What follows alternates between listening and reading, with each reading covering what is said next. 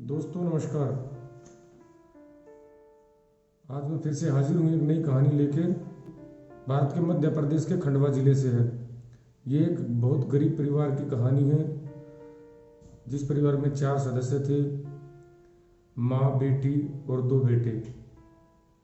बड़े बेटे का नाम गुड्डू था, छोटे बेटे का नाम सरू था। परिवार की स्थिति बहुत खराब थी। माँ भी घर घर जाके मजदूरी करती थी, गुजर बसर करती थी। जो बेटा बड़ा था उसकी उम्र 12-13 साल की रही होगी। काम वो भी करता था। ट्रेनों में जाके जो ट्रेनों के डब्बे हैं उनको धोता था, उससे उसको उसकी मजदूरी मिलती थी। परिवार का गुजर बसर हो जाता था। एक शाम की बात है, उसकी माँ को किसी कारण से फिर से काम पे जाना पड़ गया और उसका बेटा जो गुड्डू है वो भी शाम को ही, जो ट्रेन के डब्बे धोने के काम करता था, उसको भी शाम को ही जाना होता था। वो हर रोज़ शाम को ही काम पे जाता था। तो गुड्डू ने सरू को सुलाने की कोशिश की कि ये सो जाएगा तो मैं काम पे चला जाऊँगा, लेकिन छोटा जो भाई था उसका 4 साल का, वो सो नहीं रहा था। 4 साल का बच्चा अकेला रुक नहीं सकता है। गुड्डू ने बहुत कोशिश करी उसको सुलाने की, मगर वो नहीं सोया। वो कहने लगा मैं भी साथ चलूँगा, मैं भी साथ चलूँगा, मैं काम करूँगा वहाँ पे। तो उसके भाई ने कहा नहीं, तुम नहीं कर सकते हो, क्योंकि मैं बोझ उठाने का काम करता हूँ। तो उसने कहा मैं भी कर सकता हूँ। उसने उसको चेयर उठा के दिखाई उस दिन। छोटा बच्चा था, ना समझ था।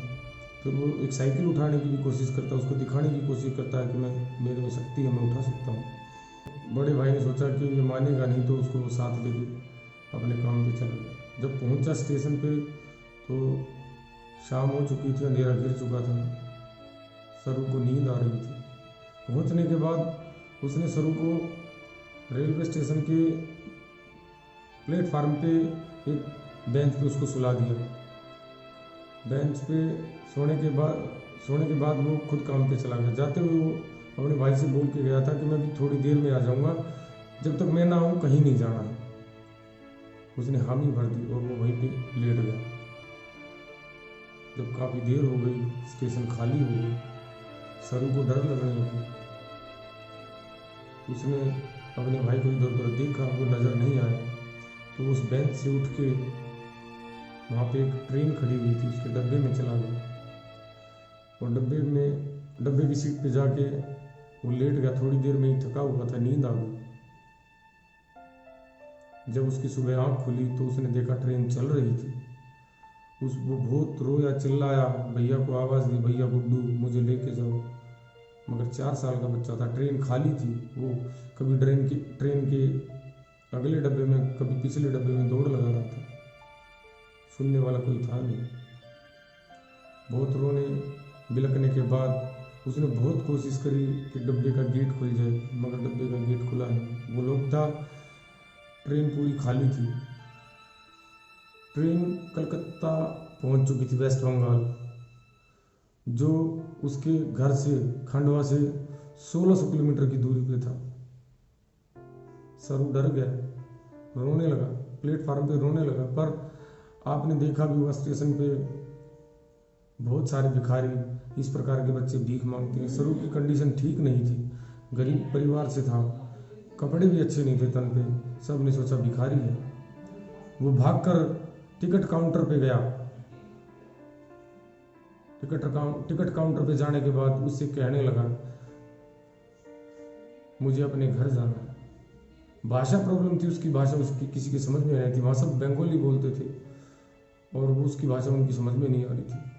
वो वहाँ से हटा और काफ़ी देर इधर उधर प्लेटफार्म पे घूमा, वेस्ट बंगाल के कलकत्ता रेलवे स्टेशन पर। जब उसको कुछ नहीं मिला तो स्टेशन से बाहर आ गया। काफ़ी देर तक वो इधर उधर भटकता रहा। फिर वहाँ पे जो बेसहारा बच्चे होते हैं या जो भिखारी टाइप के बच्चे होते हैं स्टेशन के बाहर, आपने भी देखा होगा, वो उनके बीच में जाके लेट गए। रात को एक आदमी आया और उनमें से उठा कर बच्चों को एक गाड़ी में डालने लगा। सरू डर गया।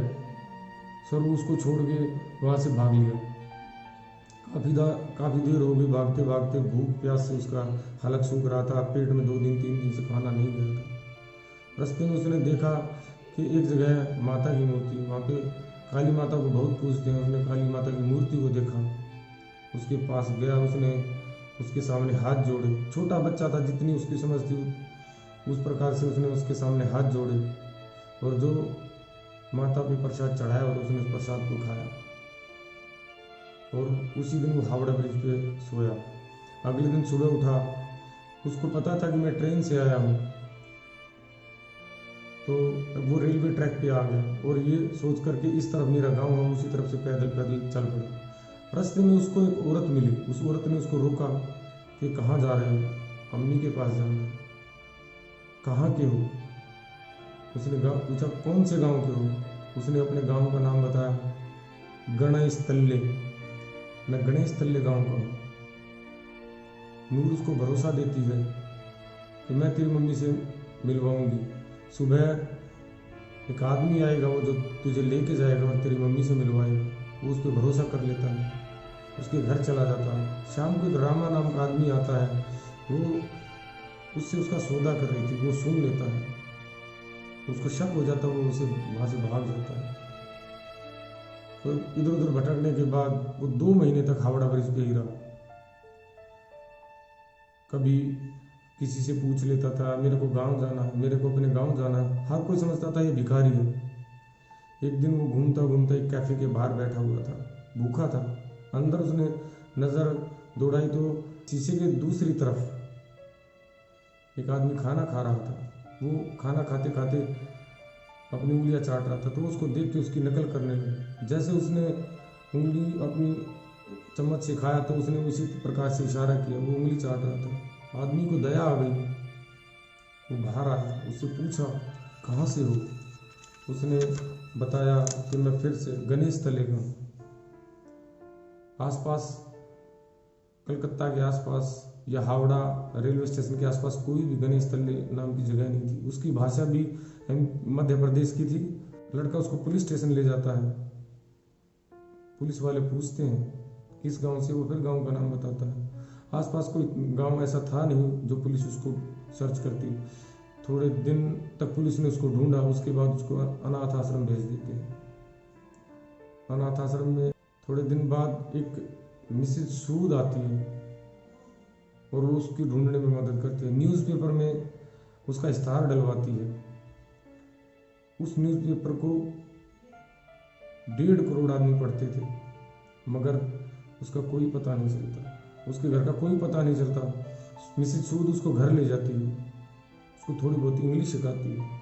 एक दिन वो उसको आके बताती है कि तेरे को कोई गोद लेना चाहता है, ऑस्ट्रेलिया से है। छोटा बच्चा था, उसको कोई समझ थी नहीं।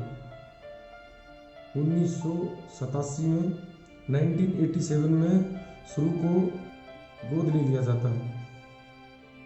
उसको ऑस्ट्रेलिया के हॉबार्ट भेज दिया जाता है। जो उसकी माँ थी उसका नाम सू था और जो उसके पापा का नाम जॉन था। वो उसको पालते, वो घर लेके जाते हैं। वो इतना बड़ा घर देख के भौचक्का रह जाता है, कहाँ टूटी फूटी झोपड़ी, कहाँ इतना बड़ा महल। उसका मन नहीं लगता। वो बहुत समझाते हैं, अच्छे सू और जॉन दोनों बहुत अच्छे थे, उसको समझाते हैं। धीरे धीरे वो वहाँ की भाषा, स्कूल जाता है, वो सीख जाता है, घुल मिल जाता है सू के साथ और जॉन के साथ। मगर उसके मन में एक टीस रहती है, घर जाने की, मम्मी के पास जाना है। धीरे धीरे 20 साल बीत जाते हैं। सरू को अपने अपनों का कोई पता नहीं था। अब उसके माँ बाप जो थे वो सू और जॉन ही थे। पढ़ाई पूरी करने के बाद वो होटल मैनेजमेंट का कोर्स करता है। होटल मैनेजमेंट के कोर्स के लिए उसको मेलबोर्न जाना पड़ता है। जब वो मेलबोर्न जाता है तो एक दिन दोस्तों में बैठ के जब वो बात कर रहा होता है तो पूछते हैं कहाँ से हो? वो कहता है कि मैं कोलकाता से हूँ। तो ये ऐसी बातें चलती हैं तो उसको अपने गांव की याद आ जाती है। बचपन में उसका भाई जब स्टेशन पे उसके छोड़ के गया था तो वो जलेबी खाने की जिद कर रहा था। तो उसने कहा था मैं तुम्हारे को बहुत सारी जलेबियाँ दिलाऊंगा, तुम यहीं लेटे रहना जब तक आऊँ। तो जिस दिन वो दोस्तों के पास बैठा हुआ था तो उस दिन वहाँ पे इंडियन डिश परोसी हुई थी, तो उसमें जलेबी भी थी। जलेबी देखने के बाद उसकी आंखों में आंसू आ जाते हैं। तब उसके दोस्त पूछते हैं क्यों परेशान हो, तो वो कहता मैं कोलकाता से नहीं हूँ, मुझे नहीं पता मैं कहाँ से हूँ, मेरे माँ बाप, मैं अपने माँ बाप से बचपन में बिछड़ गया था। तो वो पूछते हैं कहाँ से हो, तो वो बताता मैं गणेश तल्ले से हूँ। उस टाइम पे उसको इंग्लिश, उसने स्कूल में इंग्लिश सीख ली थी, तो खाली उसको इतना ही याद था कि मैं गणेश तल्ले से हूँ, और इंग्लिश उसका जो प्रोनाउंसिएशन था वो इंग्लिश की तरह ही था। तो वो हो सकता है अपने गांव का नाम भी ढंग से ना बता रहा, क्योंकि ऑस्ट्रेलिया में ही बड़ा हुआ था। 1997 में उसके दोस्त उसको गूगल अर्थ के बारे में ही बताते हैं। वो वहाँ से ढूंढने की कोशिश करता, वो खुद भी मदद करते हैं, मगर वो अपने गांव को ढूंढ नहीं पाता है। धीरे धीरे 3 साल और बीत जाते हैं, सन 2000 आ जाता है। एक दिन उसको सपने में अपने भाई की छवि दिखती है, वो बुला रहा है आ जाओ, तुम घर आ जाओ, मगर उसकी आँख खुलती है, वो बहुत परेशान हो जाता है। वो फिर दोबारा से उसको ढूंढने की कोशिश करता है कि भाई मिल जाए, मम्मी मिल जाए, पापा उसके थे नहीं, उसकी एक बहन थी वो मिल जाए। वो दोबारा से गूगल अर्थ को खोलता है और ढूंढता है, हर वो आइडिया लगाता है उसके दोस्तों के साथ कि 2-3 दिन ट्रेन चलने के बाद मैं कितनी दूर से कहाँ आया हूँ। लगभग 1600 किलोमीटर के एरिया में उसको ढूंढता। एक दिन ढूंढते ढूंढते जब काफ़ी दिन हो गए तो उसको गूगल अर्थ पे एक गांव दिखाई दिया, पहाड़ दिखाई दिए, उसमें पत्थर तोड़ने का उसकी माँ काम भी करती थी। तो उसको लगा शायद ये मेरा गांव, उसने जूम किया, उसको देखा, उसको समझ में आ गया कि गांव तो यही है। बस गांव का नाम थोड़ा सा वो गलत बता रहा था, गणेश तले वो बताता था, और जिस गांव का था उस गांव का नाम था गणेश तलई। उसको अपने गांव का नाम पता चल जाता है। वो अपनी मॉम और डैड को फ़ोन करता है, बताता है मैंने अपने गांव को ढूंढ लिया है। उसकी मॉम उसको मेलबर्न से होबर्ट आने को बोलती है, वो वहाँ जाता है। उसकी मॉम उसको बोलती है कि आप भारत जाओ, ढूंढो अपने माँ बाप को, मगर तुम इस पढ़ाई के चक्कर में मुझसे दूर हो गई। गले लग के रोता भी मैं, तुम तुम मेरी माँ हो, इस बात को मैं भूल नहीं सकता, तुमने मुझे पाला है। तो उसकी मॉम कहती है तो तुम भारत जाओ, ढूंढो अपने माँ बाप को। जब वो भारत लौटने लगा तो उसकी मॉम ने बताया कि सबको यही पता है कि मैं माँ नहीं बन सकती थी, मगर इस सच्चाई कुछ और है। मैं माँ बन सकती थी, लेकिन मैंने एक दिन ऐसे एक लड़के को रोते हुए देखा, कोई नहीं था उसका।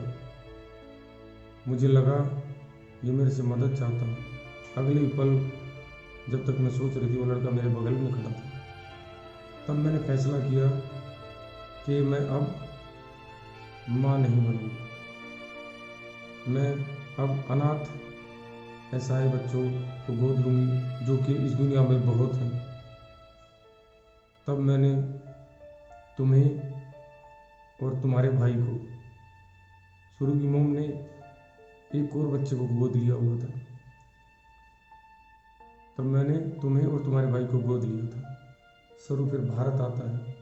भारत आने के बाद वो MP के खंडवा जिले जाता है, वो अपने गांव को ढूंढता है। ढूंढते ढूंढते वो गणेश तलाई पहुंच जाता है। अब जब वो गांव उतरा तो उसको एकदम सब कुछ याद आने लगा, वही ट्रैक, वही पुल, वही गांव। वो ढूंढता ढूंढता अपने उसी घर के सामने खड़ा हो जाता है, जो बिल्कुल टूटी फूटी जर्जर हालत में था।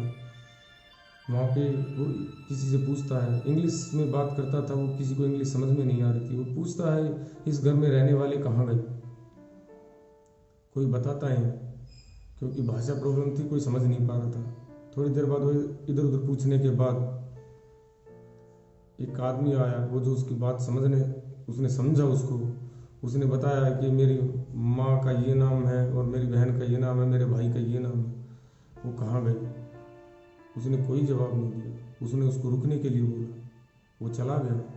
थोड़ी देर बाद वो देखता है कि दूसरी तरफ से एक बूढ़ी औरत आ रही है, इधर से वो देखता है। तब वो आने के बाद कहता है ये तुम्हारी माँ। दोनों गले लग के खूब रोए, दोनों गले लग के खूब रोए। गमगीन माहौल हो गया,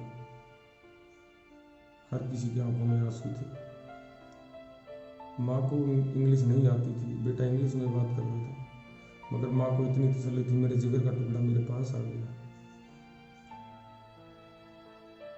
उस दिन उसको पता चला कि जिस दिन तुम खोए थे उसी दिन तुम्हारे भाई की ट्रेन दुर्घटना में मौत हो गई थी।